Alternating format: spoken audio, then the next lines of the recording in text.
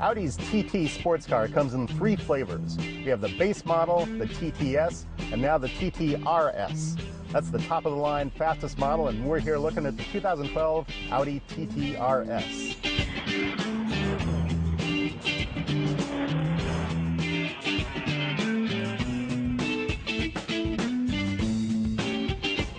The RS in the name stands for RennSport. Translate that into English, it means racing sport. The RS version of the TT has a few different elements than the standard TT. The TT RS gets a bigger engine, it gets Audi's magnetic ride suspension technology standard, plus we get some different appearance packages.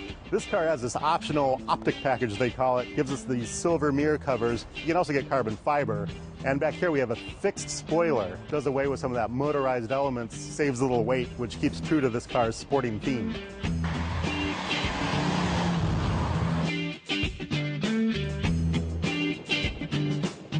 Audi has been doing some wonderful things with cabin tech lately, like Google Earth integration and the navigation system. But this car, not so much. This generation is 6 years old for the TT, and the cabin tech is 6 years old as well.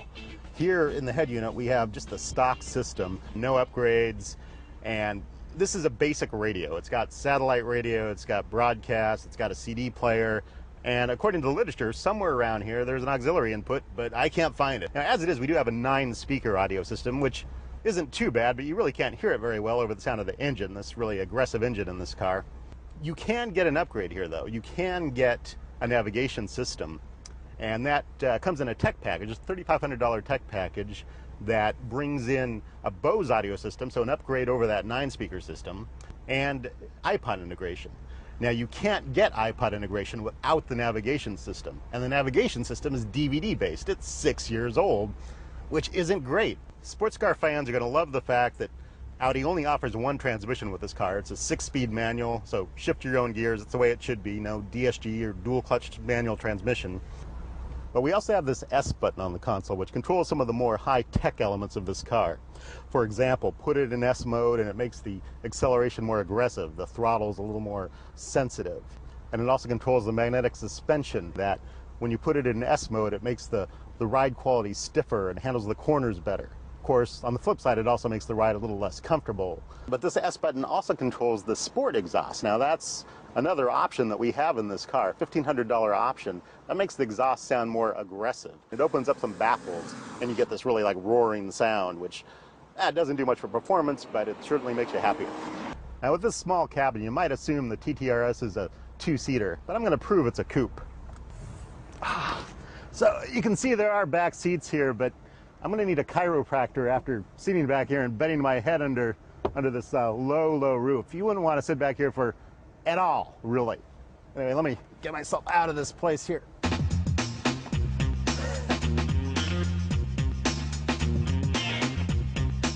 As standard in the TT RS, you get these carbon fiber engine covers. Not really important. What's more important is you get an extra cylinder.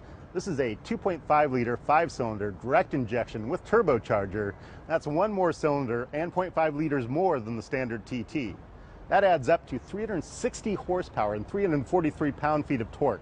Those are huge numbers for this small car, so it gives it really good acceleration. Now, you'll also notice this engine sits sideways, side saddle. Usually this is a mark of a front-wheel drive car, but the TT RS has quattro all-wheel drive standard, so that doesn't really matter. What's more mediocre about this engine is the mileage. 18 miles per gallon in city, 25 miles per gallon in highway. Not great, pretty average numbers, but that's not really the point of this car.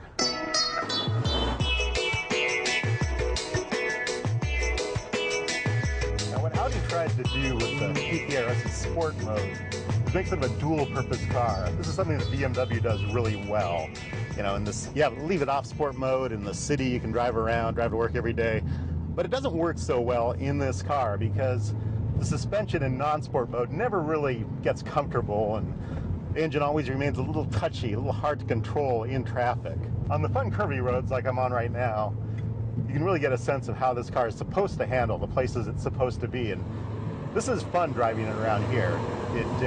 Suspension really just handles these corners nicely, and you get a nice sense of rotation in the turns. But there's a couple things I don't really like about this car as far as the sports car goes. One of that is the fact it's got this electric power steering system that it's not tuned all that great. I don't know, the turn-in isn't very tight. You don't feel a lot of response like you do in the, the best systems that I've tested. This car just remains kind of vague, and it doesn't have the sharp turn-in that I would really want from a good steering system in a sports car. And I think I'd wait till the Audi engineers have a chance to tune that a little bit better. Another thing I'm not crazy about is the gate on this manual transmission. The gate isn't quite as tight as it could be. I really want to be able to feel it smoothly go in each gear, but it's kind of notchy and doesn't really give me a good sense of going into each gear. So ultimately, what I'm feeling in the ride here is this is an okay sports car, but I think there's better options out there. Certainly less expensive ones. The base price of the 2012 Audi TT RS is $56,850. The tech package I talked about, $3,500. I'm not sure I would include that because it's an old system. The sport exhaust, that's fun, $1,500. Might as well throw that on there.